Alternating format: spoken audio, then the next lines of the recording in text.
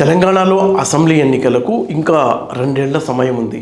అయినా అధికార పార్టీ కాంగ్రెస్, ప్రతిపక్ష బీఆర్ఎస్లు కూడా పార్టీని గ్రౌండ్ లెవెల్లో బలోపేతం చేయడానికి టోటల్గా ఫోకస్ పెట్టాయి. దీంతో ఏమైంది, వ్యూహకర్తలు చర్చల్లోకి వచ్చేశారు.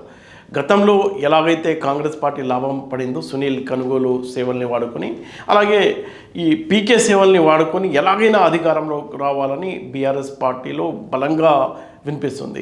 ఇరు పార్టీలు కూడా వ్యూహకర్తల్ని రంగంలోకి దించాలన్న ప్లాన్ అయితే చాలా సీరియస్గా చేస్తున్నారు. మనం చూసాం గతంలో సునీల్ కనుగోలు ఏం చేశారంటే, ఆ కాంగ్రెస్ పార్టీకి ఉన్న డేటా, గ్రౌండ్ లెవెల్లో ఉన్న మొత్తం డేటాని సేకరించి అనాలసిస్ చేసి ఆయన కొన్ని బలమైన నినాదాలు ఇచ్చారు. మనం చూసుకున్నట్లయితే రాజకీయాలు అంటే ఒక చదరంగం, ఎత్తుకు పై ఎత్తులు వేయాలి.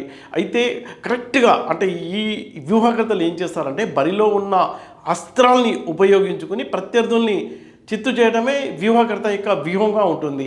ఆ వ్యూహంలో భాగంగా వాళ్ళు ఎలాంటి అంటే ప్రజల్లోకి బలంగా పార్టీని తీసుకెళ్లేటట్టు ప్లాన్ చేస్తుంటారు. మనం చూసాం గతంలో ఏ పార్టీ ఎన్నికల్లో గెలిచినా దాని వెనకాల ఒక వ్యూహకర్త యొక్క వ్యూహాలు ఉండటం అనేది చూసాం.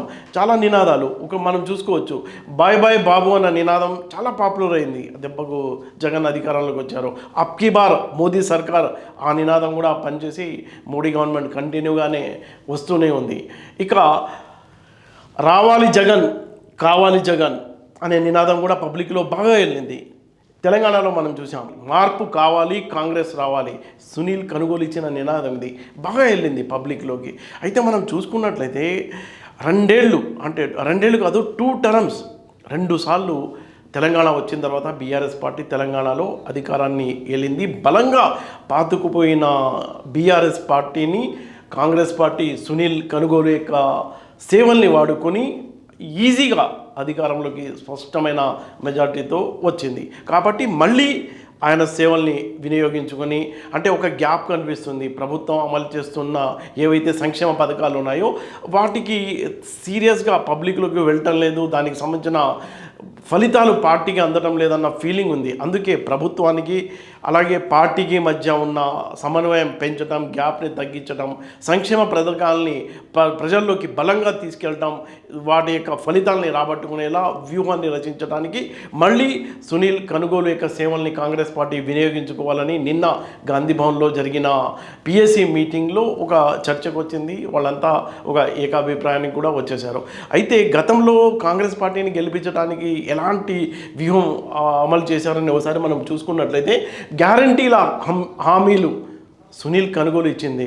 పక్క రాష్ట్రం అంటే కర్ణాటకలో ఉన్న గ్యారంటీల మాదిరిగా ఇక్కడ కూడా 6 గ్యారంటీలు అన్న స్లోగన్ కూడా బాగా పనిచేసింది. ఇక బీఆర్ఎస్ బీజేపీ ఒక్కటే అన్న విషయాన్ని బలంగా తీసుకెళ్ళగలిగారు.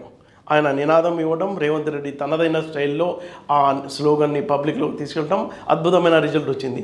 ఆ తర్వాత టికెట్ల కేటాయింపుల వ్యూహం ఎవరికి పడితే వాళ్ళకి ఇవ్వాల, ఒక సిస్టమేటిక్గా గ్రౌండ్ లెవెల్లో రిపోర్ట్ తీసుకొచ్చి ఎవరికైతే టికెట్ ఇస్తున్నారో ఆ వ్యక్తి గెలుస్తాడా లేదా, ఆయన బ్యాక్గ్రౌండ్ ఏంటి, ఎన్నికల్లో భారీ ఎత్తున ఖర్చు పెట్టి ఆయన నెగ్గుకొస్తాడా లేదా, అన్ని అంశాలని పరిగణలోకి తీసుకొని కులాలు అలాగే అన్ని రకాల సమీకరణలతో పాటు అభ్యర్థి ఎంపికలు కూడా ఈ సునీల్ కనుగోలు వ్యూహకర్త చాలా కీలకంగా పనిచేశారు. అలాగే సీనియర్ నేతలు పార్టీకి ఎన్నో ఏళ్ళుగా పనిచేస్తుంటారు, వాళ్ళు తమకు కావాలి టికెట్ అని గట్టిగా ప్రయత్నం చేయడం, వాళ్ళందరినీ ఒక ఏకతాటిపై తీసుకురావడంలో కూడా సునీల్ కనుగోలు చాలా కీలక పాత్రగా పోషించడమే కాదు, ఎన్నికలకు ముందు భారీ ఎత్తున కాంగ్రెస్ పార్టీలో చేరికలు, ఒక ఫీలింగ్ పబ్లిక్లో చాలామంది కాంగ్రెస్ పార్టీలో చేరుతున్నారు, ఇక పార్టీ అధికారంలోకి వస్తుందన్న ఫీలింగ్ ప్రజల్లో బలంగా వెళ్ళేలా చేయడంలో కూడా ఆయన విజయవంతం సాధించారని చెప్పుకోవచ్చు. అలాగే వామపక్షాలతో పొత్తు కొన్ని చోట్ల అంటే ఆ పార్టీని ఇంకా స్ట్రాంగ్ అవ్వడానికి, బీఆర్ఎస్ పార్టీని చావదెబ్బ కొట్టడం, అంటే బీజేపీని కూడా అడ్డుకోవడానికి భాగంగా ఆ ఎన్నికల సమీకరణలో భాగంగా వామపక్షాలతో పొత్తు విషయంలో కూడా సునీల్ కనుగోలు ఇచ్చిన సూచనల్ని కాంగ్రెస్ పార్టీ అప్పట్లో పాటించింది. ఇక సోషల్ మీడియా అలాగే నినాదం చూసాం మనం, మార్పు కావాలి, కాంగ్రెస్ రావాలి అన్న నినాదం అయితే బలంగా పనిచేసింది. డిజిటల్ క్యాంపెయిన్లు అలాగే గ్రౌండ్ సర్వే, ఇవన్నీ ఈ డేటా మొత్తం అనాలిసిస్ చేసి పార్టీకి ఒక వ్యూహకర్తగా పనిచేసి ఆయన బలమైన సంఖ్యలు అంటే ఎన్నికల్లో సంఖ్యలే చాలా ఇంపార్టెంట్ కాబట్టి స్పష్టమైన మెజార్టీతో కాంగ్రెస్ పార్టీని సునీల్ కనుగోలు గెలిపించారు.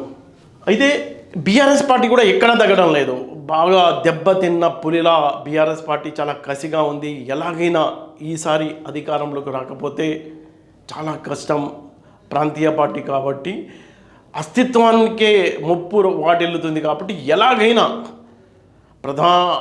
అంటే ఇప్పుడు కాంగ్రెస్ వర్సెస్ బీజేపీనా బీఆర్ఎస్ అన్న ప్రచారం జరుగుతున్న నేపథ్యంలో కాంగ్రెస్ పార్టీకి మేమే గట్టి పోటీని ఇస్తామని మెసేజ్ని ప్రజల్లో పంపించడంతో పాటు మళ్ళీ మేము అధికారంలోకి వస్తున్నామన్న మెసేజ్ పోయేలా పీకే సేవల్ని గతంలో మోడీకి అలాగే జగన్మోహన్ రెడ్డి కూడా పీకే విజయాన్ని అందించారు. కాబట్టి ఆయన సేవల్ని వాడుకోవాలని బీఆర్ఎస్ పార్టీలో ఆలోచన జరుగుతుంది.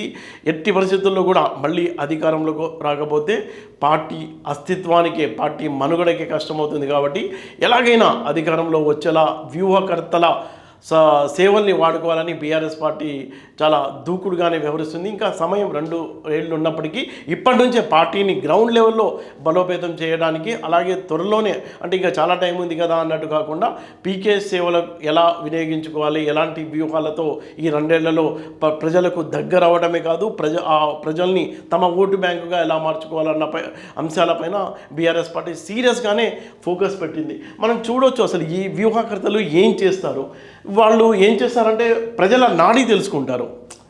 ఏ పార్టీకి సంబంధించైనా ఒక వ్యూహకర్త పనిచేస్తున్నారంటే గ్రౌండ్ లెవెల్లో రియాలిటీ ఏముంది, అసలు ప్రజలు ఏమనుకుంటున్నారు, ఏ పార్టీ పైన అధికార పార్టీ పైన వాళ్ళ ఫీలింగ్ ఎలా ఉంది, ప్రతిపక్షాల పైన ఎలా ఉంది, వాళ్ళ ఆలోచన విధానం ఎలా ఉంది, వాళ్ళని ఎలా ఓటుగా మలచాలి అన్న అంశాన్ని తెలుసుకుంటారు వాళ్ళు వ్యూహకర్తలు. అలాగే వాళ్ళ దగ్గర ఉన్న డేటాని విశ్లేషించి తమ ఏ పార్టీ కోసం పనిచేస్తున్నారో వాళ్ళకు సూచనలు ఇస్తారు.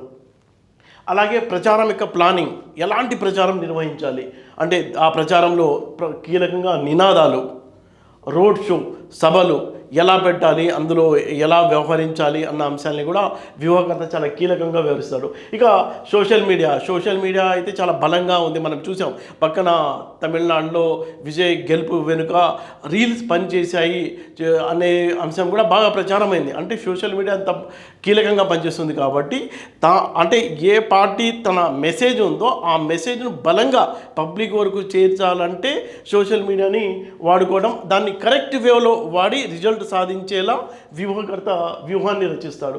అలాగే ఎన్నికల మేనిఫెస్టో చాలా ఆకర్షణీయమైన హామీలు ఉండేలా, అంటే ప్రజలకు క్యాషీగా ప్రజలేమో పడిపోతూ ఉంటారు, వాళ్ళకు ఆకర్షణీయమైన హామీలు కావాలి.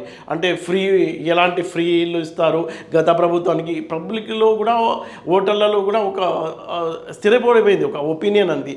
ఏ పార్టీ వచ్చినా ఈ స్కీమ్స్ అయితే ఉంటాయని, అయితే బెటర్ ఎవరు ఇస్తాడు అనే దానిపైనే వాళ్ళు ఇస్తారా లేదా అనేది కాకుండా ఎలాగైనా ఇస్తారు, ఎవరు బెటర్ అయితే ఎవడు మంచిగా ప్రామిస్ చేస్తే వాళ్ళ వైపు మొగ్గుతున్నారు. కాబట్టి దానికి ఆకట్టుకునేలా వీళ్ళు ఎన్నికల ప్రణాళికలో ఈ హామీలు గుప్పిస్తుంటారు. అందులో కూడా వ్యూహకర్త చాలా కీలకంగా పనిచేస్తారు. అలాగే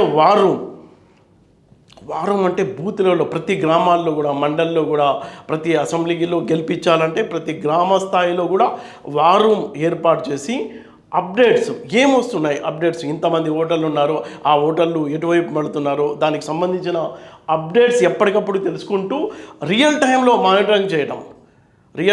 మానిటరింగ్ చేసి వాళ్ళని ఓట్ల రూపంలో తమకు పడేలా చేసుకోవడంలో కూడా కీలక పాత్ర పోషిస్తున్నారు.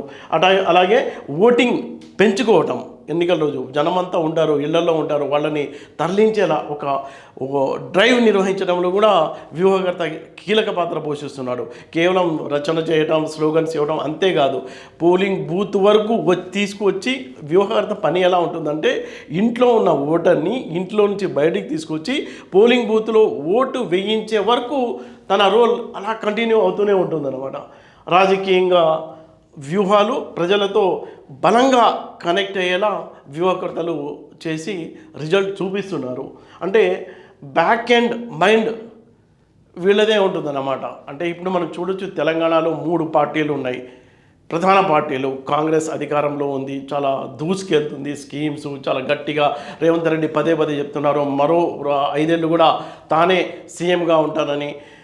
మరోపక్క భారతీయ జనతా పార్టీ కూడా చాలా సీరియస్గానే ట్రై చేస్తుంది ఎలాగైనా అధికారంలోకి రావాలని. బీఆర్ఎస్ పార్టీ అయితే దెబ్బతిన్న పుల్లా ఉంది. మళ్ళీ 2 టర్మ్స్ పరిపాలించాం, మళ్ళీ ఇంకోసారి కూడా ఎలాగైనా రావాలని. ఇంకా చిన్న చితక పార్టీలు అయితే చాలానే ఉన్నాయి. అయితే ఆ పార్టీల ఓట్లు ఏ పార్టీ గెలుపుకు ఉపయోగపడతాయి అనే అంశాన్ని కూడా ఈ వ్యూహకర్తలు చాలా కీలకంగానే ఆలోచిస్తూ వాళ్ళు అంటే చీల్చే ఓట్లు అంటే ప్రత్యర్థికి పడే ఓట్లని వ్యూహం ఎలా ఉంటుందంటే ఇప్పుడు ఓటేస్తే నాకేయండి, లేకపోతే ఆ పక్క పార్టీ తన ప్రధాన ప్రత్యర్థి అయిన ఆ పార్టీకి వేయవద్దు, వేరే పార్టీలకు మళ్లించేలా అది కూడా వ్యూహంలో భాగమే అని మనం చెప్పుకోవచ్చు. అయితే ఇప్పుడు 2 పార్టీల అంటే ప్రధానంగా కాంగ్రెస్ బీఆర్ఎస్ పార్టీల మధ్య ఉన్న పోటీ సునీల్ కనుగోలు వర్సెస్ పీకే మధ్య కూడా ఉన్నట్లు మనకు అనిపిస్తుంది.